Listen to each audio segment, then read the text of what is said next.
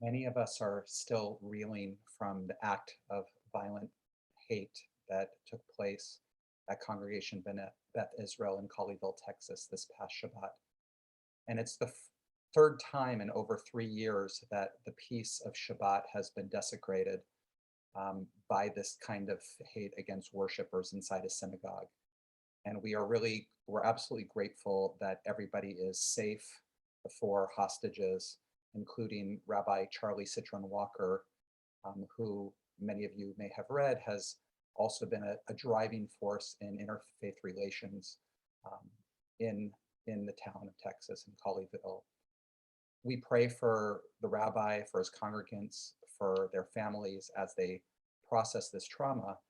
And it's important to note that our portion this week, our Torah portion, Parshat Yitro, has something very, very important to say about this experience that we as the Jewish people have been going through with these many acts of anti-Semitism that have continued to happen in our world.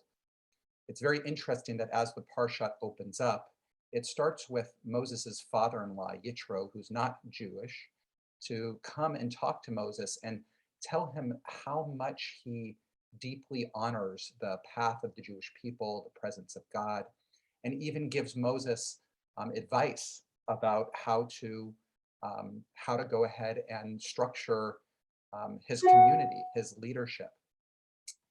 What's interesting is that the Parsha is a little bit out of order chronologically. We have Yitro coming to talk to Moses at the base of the mountain. And then in the next chapter, the people of Israel journey to the base of the mountain and then camp at Sinai. The two sections should be switched.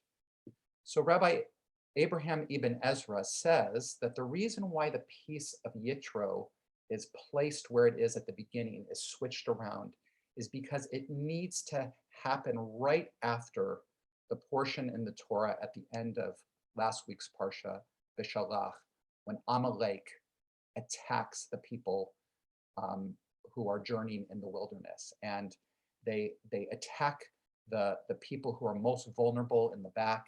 It is really kind of an act of deep hate against Israel, kind of targeting people when they're down. And it can be likened in some ways to the fact that the Jewish people have been attacked in their houses of worship. You know, worship is the place where we're most vulnerable. It's the place where we open our hearts.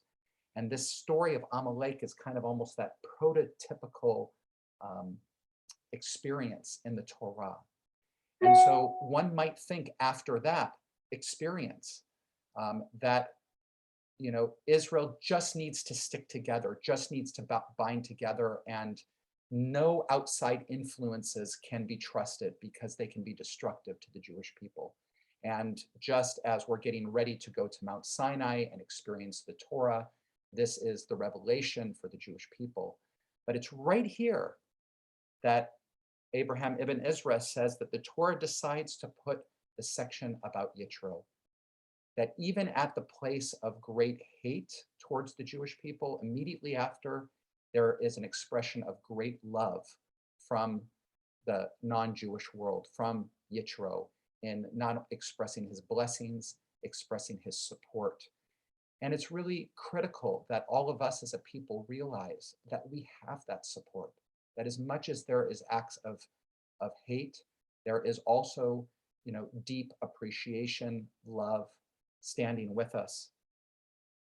This last night, or on Motzei Shabbat, when Shabbat came out, I got a text from our friend Tariq Atta, who is the imam at the Orange County Islamic Foundation. And his text read like this: Dear K'vod, I pray that you and your family are well. Just wanted you to know that the Muslim community is here to stand with you and the Jewish community. I'm glad to hear that all the hostages are free, but understand the trauma and concern the Jewish community may be feeling. Wishing you and your community peace and safety. Your friend, Tariq. So this is not an isolated incident. For those of you who've been following the news, you'll see incredible support from the Muslim community and from the Christian community that is coming around to say here that that there is no place for hate. There's no place for this, and we stand by you.